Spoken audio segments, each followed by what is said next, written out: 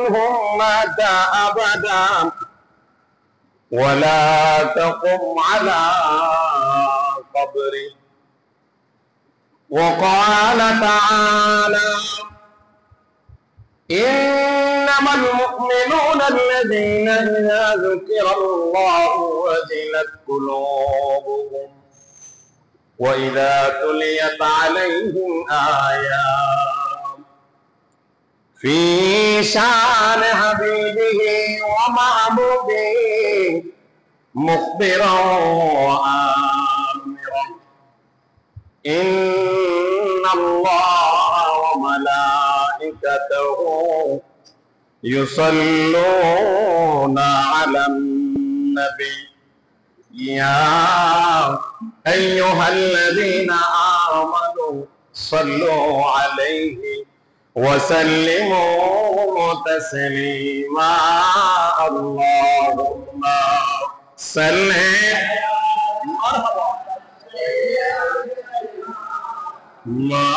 مولانا محمد وعلى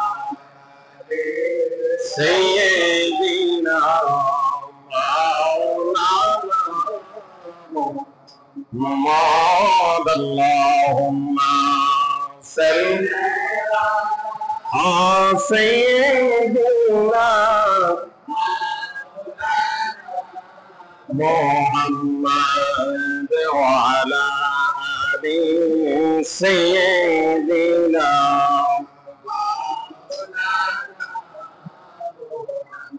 जुमार गौर के काबा बनैया देर घर के मदीना जना मांगे बसे बसे देखबो सोनार मदीना अल्लाहुम्मा सल्ले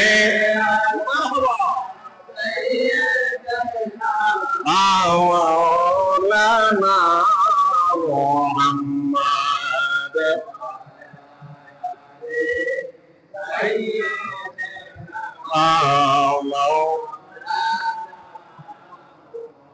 নবীর সনে পরন্দর ওহে আশিক বসিয়া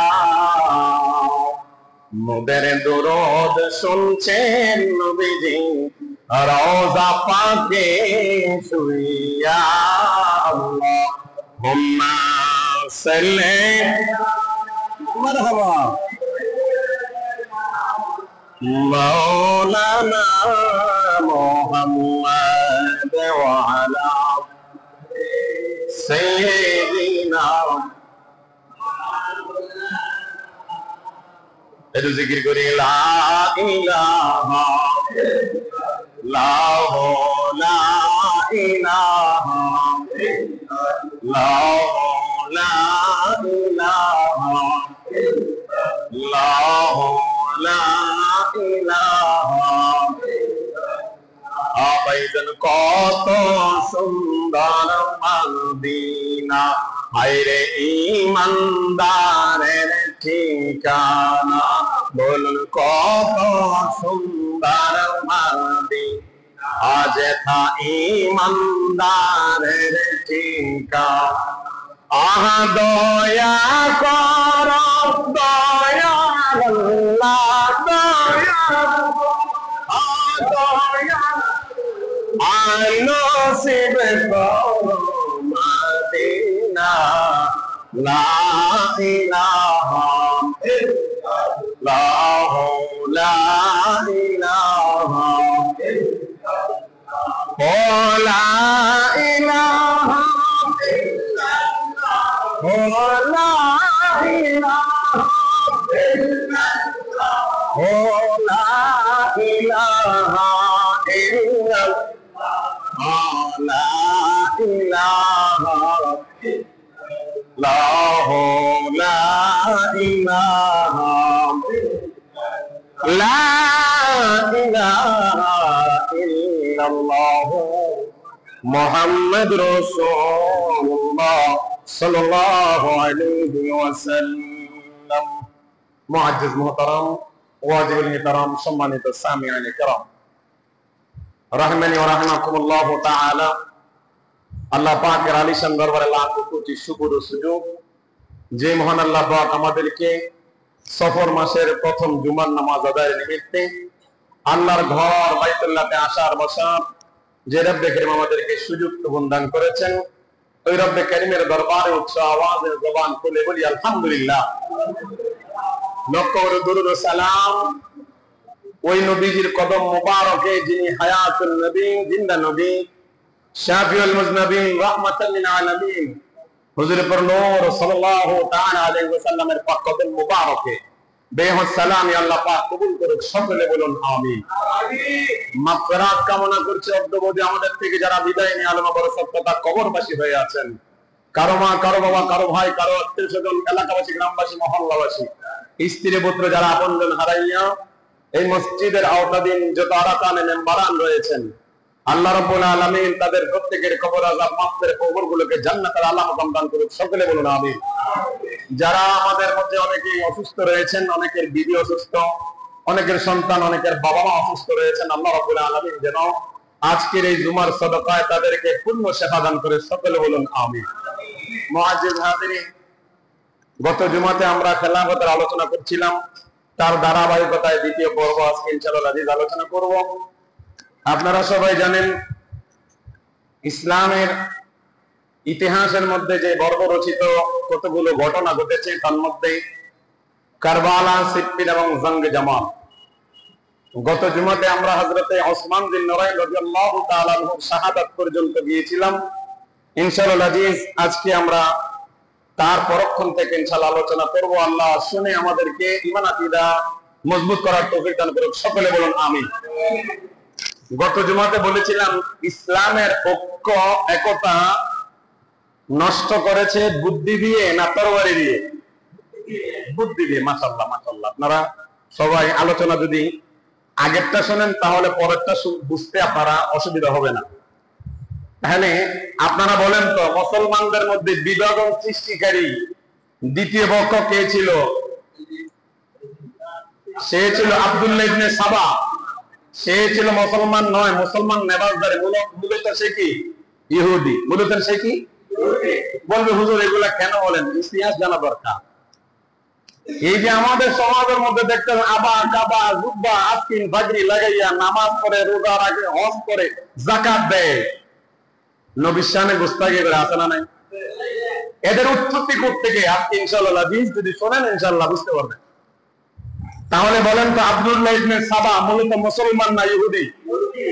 সে লেবাস ধরেছে মুসলমানের, সবার সামনে গিয়ে কালেমা পড়েছে, কিন্তু সে হলো মুনাফিক। সে কি?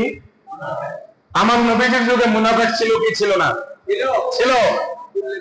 আব্দুল্লাহ ইবনে উবাই ইবনে সুলুল, যার ব্যাপারে আল্লাহ কোরআনুল কারীমে আয়াতে কারিমা নাযিল করেছেন, বলে কোন সুবহানাল্লাহ। সূরা তাওবা আয়াত নম্বর ৮৪। আমার আল্লাহ বলেন, ওয়ালা তুসাল্লি আলা আহাদিন মিনহুম মাতা আবাদা। ও নবী, আপনি তাদের জানাজার নামাজের কাছেও যাবেন না। মারহাবা বলেন। আল্লাহ এলান করে দিচ্ছেন জানাজার নামাজের কাছেও। শুধু তাই নয়, তাদের কবরের পাশে লা তাকুম আলা কবরি, তাদের কবরের পাশে গিয়ে আপনি দাঁড়িয়ে জিয়ারত করবেন না। হুকুম কার? আল্লাহ। তাহলে ও আমার নবীজির জামানায় তাহলে মুনাফিক ছিল, ঠিক কিনা বলেন? আমার নবীজির জামানায় ইহুদিও ছিল। এবার আসেন, হযরত ওসমান বিন নুরাইন রাদিয়াল্লাহু তাআলা আনহুকে শাহাদাত ইহুদি খ্রিস্টানদের চক্রান্তে মুসলমানরাই করেছে। ইহুদি চক্রান্তে মুসলমানরাই করেছে। তিনার খেলাফত ছিল 12 বছর। কয় বছর? আপনারা জেনে রাখবেন, বুখারী শরীফের হাদিস, আমার নবীজি বলেন, আল খিলাফাতু বাদা 60 সানাতান সুম্মা তাকুনু মুলকিয়া। বুখারী শরীফের হাদিস, আমার নবীজি বলেন, আমার খেলাফত প্রতিষ্ঠা থাকবে 30 বছর। কয় বছর? এর যেরকম 30 বছর। সুম্মা তাকুনু মুলকিয়া, তারপরে আসবে রাজতন্ত্র। তারপরে কি আসবে? রাজতন্ত্র। এখন আসেন আপনারা বুঝে নেন, হযরতে ওসমান বিন নুরাইন রাদিয়াল্লাহু তাআলা আনহুর খেলাফত ছিল 12 বছর। কয় বছর? 12 বছর। হযরতে ওমর ফারুক রাদিয়াল্লাহু তাআলা আনহুর খেলাফত ছিলেন 10 বছর। হযরতে আবু বকর সিদ্দিক রাদিয়াল্লাহু তাআলা আনহুর খেলাফত ছিল 2 বছর 6 মাস। হযরতে আলী রাদিয়াল্লাহু তাআলা আনহুর খেলাফত ছিল 4 বছর। আলী রাদিয়াল্লাহু তাআলা আনহুকে শহীদ করেছেন তাও নামদারি মুনাফিক মুসলমান। কথা বলেন ঠিক কিনা? ওনার পরে হযরতে হাসান রাদিয়াল্লাহু তাআলা আনহু তিনি খেলাফত ছিলেন 6 মাস। এবার চিন্তা করেন ওই দিক দিয়ে হযরতে ওসমান, হযরতে ফারুক আযম ছিলেন 10 বছর। ওসমান ছিলেন কয় বছর? 12 বছর। কত হলো? 22 বছর। এবার আসেন হযরতে আবু বকর সিদ্দিক ছিলেন 2 বছর 6 মাস, অর্থাৎ 2.5 বছর। কত বছর হলো? 24.5। এবার আসেন হযরতে মাওলা আলী শের খোদা ছিলেন 4 বছর 4 বছর। কত হলো? 29 বছর 3 মাস 6 মাস। বরাবর হযরতে হাসান রাদিয়াল্লাহু তাআলা ছিলেন 6 মাস। এই হলো 30 বছর। আমার নবীজি বলেছেন আমার খেলাফত 30 বছর প্রতিষ্ঠিত থাকবে, তারপরে মুলকিয়ত আসবে, অর্থাৎ রাজতন্ত্র, যেটা সর্বপ্রথম হযরতে আমির মুআবিয়া রাদিয়াল্লাহু তাআলা আনহু তিনি জীবদ্দশায় ইয়াজিদের হাতে ক্ষমতা দেওয়ার মাধ্যমে এই মুলকিয়ত চলে আসছে। এটা হযরতে আমির মুআবিয়া কারণে হয়েছে এটা নয়, বরং আমার নবীজির আগের ভবিষ্যৎবাণী ছিল আমার খেলাফত 30 বছর প্রতিষ্ঠিত থাকবে। এখন আসেন এই 30 বছর পর আমির মুআবিয়া রাদিয়াল্লাহু তাআলা আনহুর সাথে হযরতে হাসান রাদিয়াল্লাহু তাআলা আনহুর 3টা চুক্তি ছিল। কয়টা? জোরে কর। ওইদিকে আর গেলাম না, আমি এখন হযরতে ওসমান বিন নুরাইনের সাহাবাত থেকে এই যে মুনাফিক চক্র এখনো আছে। আমার নবীজি বলেছেন আতাফতারিকু আলা উম্মতি 73 মিল্লা কুল্লুহুম ফিন্নার ইল্লা মিল্লাতান ওয়াহিদা মা আনা আলাইহি ওয়া আসহাবি। আমার নবী কয় আমার উম্মতের মধ্যে 73 দল হবে। কয় দল? 73 দল। জোরে কর। 72 দল জাহান্নামী, এক দল জান্নাতি। আমার নবীজিকে জিজ্ঞাসা করা হলো মা আনা ইয়া রাসূলুল্লাহ মান হিয়া, কারা কারা? আমার নবী কয় মা আনা আলা আসহাবি, যারা আমাকে মানতেছে, আমার সাহাবীদের অনুসরণ করতেছে। মোল্লা আলী কারি রাহমাতুল্লাহ আলাইহি তিনি মিরকাতুল মাসাবি কিতাবের মধ্যে এই হাদিসটা নকল করে তিনি নিজে লিখে দিয়েছেন হিয়া আহলুস সুন্নাত ওয়াল জামাত, তথা সুন্নি জামাতের বলেন সুবহানাল্লাহ। একটা দল নাজাত প্রাপ্ত, সেটা হলো আহলুস সুন্নাত ওয়াল জামাত। মানে কোনো কথা নয়, আপনারা নোট করে নিয়ে যান। এবার আসেন হযরত ওসমান রাদিয়াল্লাহু তাআলা আনহুকে শাহাদাত করবেন কিভাবে? তারা আব্দুল্লাহ ইবনে সাবা 6টা রাষ্ট্র থেকে 6 দিক থেকে মানুষ জড়ো করলেন। তাদের সাথে ছিল কারা? মদিনার মুনাফিক আব্দুল্লাহ ইবনে উবাই ইবনে সুলুলের উত্তরসূরিরা। তার অনুসারী কারা ছিল? মক্কার ইহুদিরা। তার অনুসারী কারা ছিল? বসরার মুনাফিকরা। এইভাবে 6টা রাষ্ট্রের মুনাফিকদেরকে একত্রিত করে তার একটা গোত্র তৈরি করেছে। ওইটার নাম দিয়েছে সাবাই গোত্র। কি গোত্র? বুঝে থাকলে বলুন, সে একা না আরো কয়েক গোত্র মিলে? কয়েক গোত্র মিলে সে একটা দল বাড়ি করলো। কি করলো? হযরত ওসমান রাদিয়াল্লাহু তাআলা আনহু শাসনামলের মাধ্যমে তিনি বলতেছেন যখন 6 বছর চলে গেল, 6 বছর পরে এক এক ফিতনা শুরু হয়ে গেল। হযরত ওসমান রাদিয়াল্লাহু তাআলা আনহু তিনি আত্মীয়দেরকে বিভিন্ন জায়গায় বসাইয়া তিনি আত্মীয়তার বন্ধন আবদ্ধ করতেছেন, অর্থাৎ তিনি পূর্ণাঙ্গ ইসলাম প্রতিষ্ঠা করার জন্য তিনি যোগ্য নয়। জোরে কোন নাউজুবিল্লাহ। অথচ হযরত ওসমান রাদিয়াল্লাহু তাআলা আনহুর হাতের মধ্যে আমরা যে আজকে 30 পারা কোরআন পাচ্ছি, হযরত ওসমান রাদিয়াল্লাহু তাআলা আনহু এই 30 পারা কোরআনকে একত্রিত করেছেন। না, আজকের জুমার দ্বিতীয় যে নামাজের আযান হয়, আমাদের সামনে যে আযান হয়, এটা হযরত ওসমান রাদিয়াল্লাহু তাআলা আনহু তিনি প্রচার করেছেন।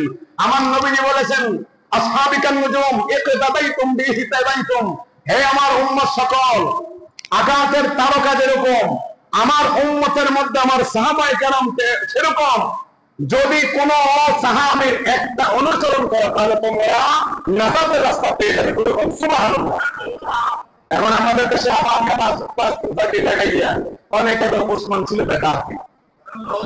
আরো জোরে বলুন ওসমান দাদা আপনি কেন দ্বিতীয় আযান চালু করছে সেই জন্য নাউজুবিল্লাহ কইতেন না আসে কেন কোথা থেকে আসছে আসেন হযরত ওসমান রাদিয়াল্লাহু তাআলা আনহুকে 36 হিজরি 18 জিলহজ মাসে মাগরিবের শেষান্তে তিনি নামাজ পড়ে কোরআন তেলাওয়াত করেছেন। তার কাছে মারওয়ান ছিল মুনাফিক। আব্দুল্লাহ ইবনে উবাই ইবনে সুলুলের আরেক উত্তরসূরি নাম হলো মারওয়ান ইবনে হাকিম। এই মারওয়ান ইবনে হাকিম হযরত ওসমান জিন্নুরাইনের সাথে সেনাপতি ছিল। এখন ওসমান জিন্নুরাইনের সাথে সেনাপতি যে কাছের লোক ছিল মারওয়ান ইবনে হাকিম। এই মারওয়ান ইবনে হাকিম আব্দুল্লাহ ইবনে হযরত ইবনে সাবার সাথে ওই মুনাফিক সাবার সাথে একত্রতা পোষণ করে। সে যখন সবকিছুর মূলে আব্দুল্লাহ ইবনে সাবা এবং এই মারওয়ান ইবনে হাকিম হযরত ওসমান রাদিয়াল্লাহু তাআলা কিভাবে কতল করা যায় এটার সব অঙ্কন করলো কিভাবে। হযরত ওসমানের কাছে একটা আপত্তিকর বিষয় উত্থাপন করেছে। আপনি মিশরের মধ্যে আমর ইবনে সাদকে দিয়েছেন, আমরা তাকে মানি না, আমরা চাই হযরত আবু বকর সিদ্দিক রাদিয়াল্লাহু তাআলা আনহুর সন্তান হযরত আব্দুল্লাহ ইবনে আবু বকর তিনি ওই জায়গার খেলাফত ওই জায়গার প্রতিনিধিত্ব করবেন, ওই জায়গার গভর্নর যদি দেন তাহলে আমরা আপনার খেলাফত মেনে নেব।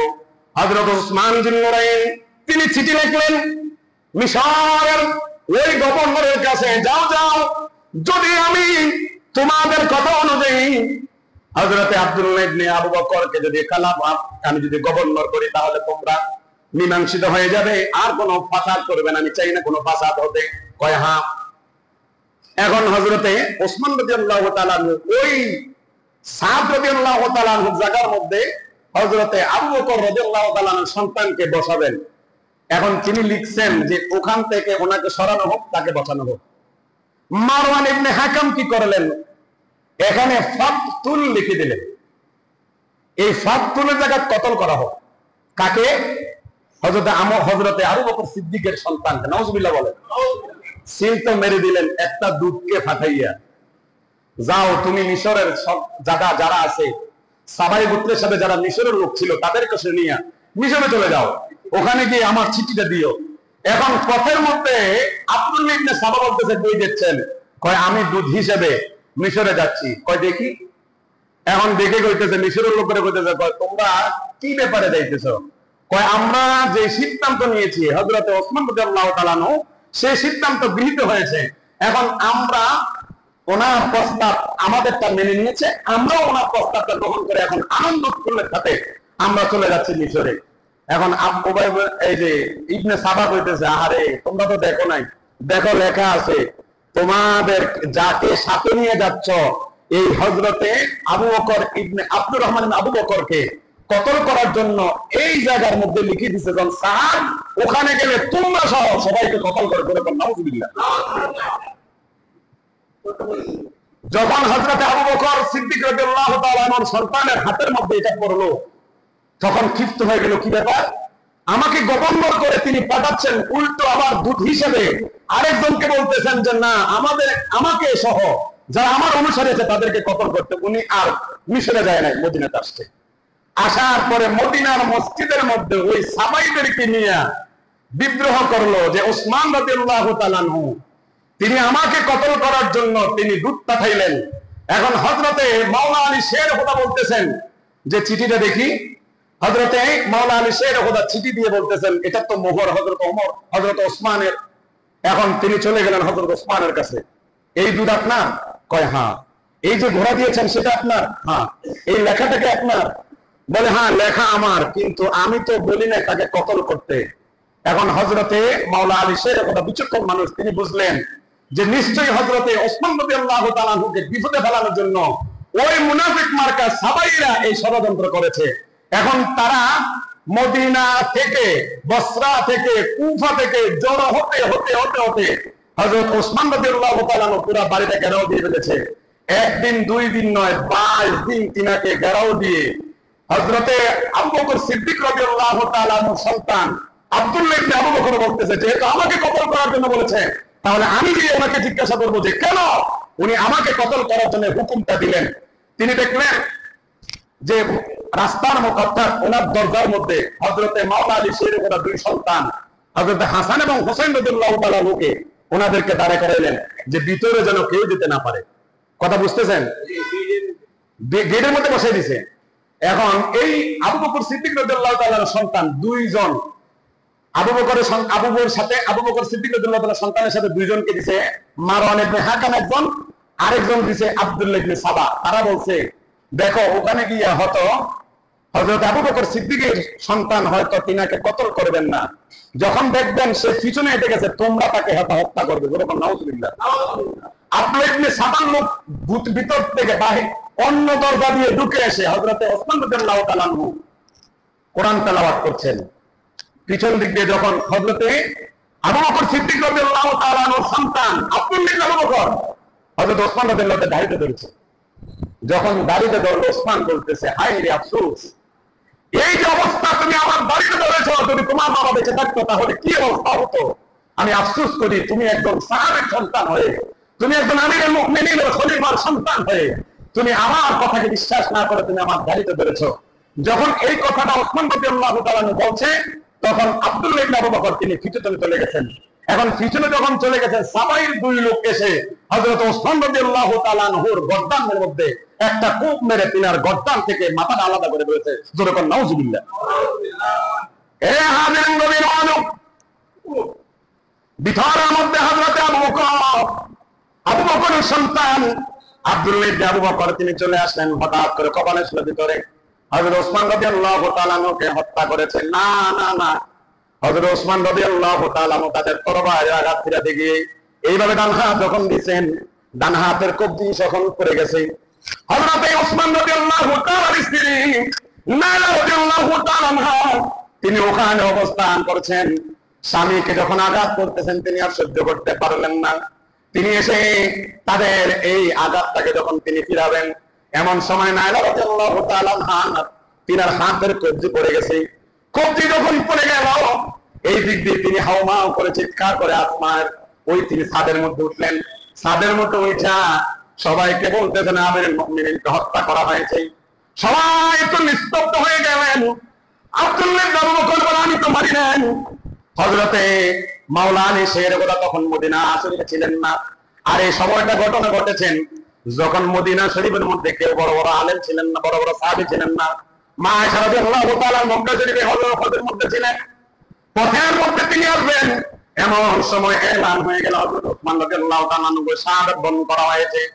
কিছু সংখ্যক লোক মাওলা আলী শের ওলার কাছে বললেন মাওলা আলী এই মুহূর্তে আপনি ক্ষমতার মসনদে বসতে হবে, আপনি হবেন খলিফা। কয় না না না, বদরের সাহাবীদেরকে জিজ্ঞাসা করো, যদি বদরের সাহাবীরা বলে আমি খেলাফতে বসবো, আর যদি তারা অস্বীকার করে তাহলে আমি বসবো না। এই মুহূর্তে তিনটা দল হয়ে গেল। এক দল হয়ে গেছে হযরত ওমর হযরতে ওসমান রাদিয়াল্লাহু তাআলা হত্যার বিচার চায়, আর এক দল হয়ে গেছে না হযরতে মাওলা আলী শের ওটাকে মসনদে বসাতে হবে। আর এক দল হয়ে গেছে আগে খেলাফত তারপরে হচ্ছে কি বিচার। এখন যারা বলে আগে খেলাফত তারা ছিল মুনাফিক।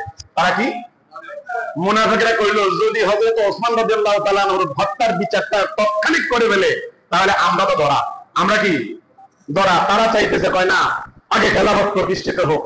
এখন হযরত ওসমান রাদিয়াল্লাহু তাআলা ইন্তেকালের কথা যখন মা আয়েশা রাদিয়াল্লাহু তাআলা শুনলেন, তিনিও ওই যে মদিনা শরীফে না এসে তিনি মক্কা থেকে রওনা দিয়েছেন মদিনায়। যখন ফতের মধ্যে শুনলেন যে হযরত ওসমান রাদিয়াল্লাহু তাআলা কে কতল করা হয়েছে, শহীদ করা হয়েছে, তিনি বলতেছেন আগে বসরা চলো। কেন?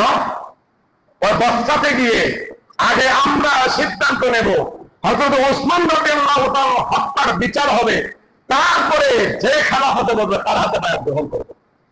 এখন বসরাতে চলে গেলেন আম্মাজান। হযরতে মাওলা আলী শের ওটা ছিলেন মদিনায়। তিনার কাছে দুধ আসলো যে আম্মাজান তো বসরায় যাচ্ছেন। তিনি বললেন যে ঠিক আছে, যেহেতু আম্মাজান বসরায় যাচ্ছেন এখন তো আমাদের রাহবার আম্মাজান, আম্মাজান যে সিদ্ধান্ত দিব এই সিদ্ধান্ত আমরা মেনে নেব। হযরতে মাওলা আলী শের ওটা তিনি চলে গেলেন বসরায়। বসরায় গিয়ে হযরতে আম্মাজান আয়েশা রাদিয়াল্লাহু তাআলা আনহা, জুবায়ের এবং তালহা রাদিয়াল্লাহু তাআলা আনহুমা তিনারা আমার আম্মাজানের সাথে ছিলেন। আর হযরতে মাওলা আলী শের ওটা তিনারা বস্ত্রার মধ্যে গিয়ে অবস্থান করলেন। মা মা আয়েশা বলতেছেন, আপনি খেলাফত গ্রহণ করবেন, এতে কোনো আমার আপত্তি নাই, তবে হ্যাঁ, সর্বপ্রথম আপনি ওসমান হত্যার বিচারটা আগে করবেন, সবাই আপনার হাতে বায়াত গ্রহণ করবে। আম্মাজান যখন এই সিদ্ধান্ত দিল, হযরতে মাওলা আলী শেরে খোদা বলতেছে, ঠিক আছে, তাহলে আমি মদিনা শরীফে গিয়ে সর্বপ্রথম ওসমান হত্যার বিচার করব। এখন ওসমান হত্যার বিচার করতে গেলে সাবাইরা কি ধরা খেয়ে যায়। এখন তারা কি করলো, রাতে এই তো ফয়সালা হয়ে গেল, সবাই সবার মতো করে উৎফুল্ল আনন্দ, হাইরে আমরা মারামারি ছাড়া কাটাকাটি ছাড়া আমাদের মীমাংসা হয়ে গেছে, আগে মদিনা শরীফে গিয়ে ওসমান হত্যার বিচার হবে, তারপর আমরা খেলাফতের মধ্যে যারা যিনি বসবেন তিনার হাতে বায়াত রাসূল গ্রহণ করব। এখন সাবাইরা বললো, না, এটা তো করা যাবে না, যদি এটা করা হয় তাহলে আমরা তো ধরা খেয়ে যাবো, আমাদেরকে তো বিচার আনবে অবশ্যই। তাহলে কি করা যায়, তোমরা একবার রাতে কি করবা, সাবাইদেরকে 6 ভাগে বিভক্ত করছে। কয় ভাগে? জোরে কয় না, কয় ভাগে? 6 ভাগ। প্রথম করছে 2 ভাগ, এই 2 ভাগকে 2 ভাগ করে করছে 4 ভাগ, 4 ভাগ করে কইরা 4টা তাবু, মা আয়েশা রাদিয়াল্লাহু তাআলা এক তাবু, হযরত তালহা রাদিয়াল্লাহু তাআলা আনহুমার এক তাবু, হযরত জুবাইর এবং মাওলা আলী শের খোদা তিনাদের এক তাবু। তারা বলতেছে তোমরা তাদের পিছনে পিছনে চলে যাও, আর 2 গ্রুপের মধ্যে এক গ্রুপ 2 গ্রুপ করছে, তোমরা এইদিকে তীর মারবা, ওইদিকে তীর মারবা।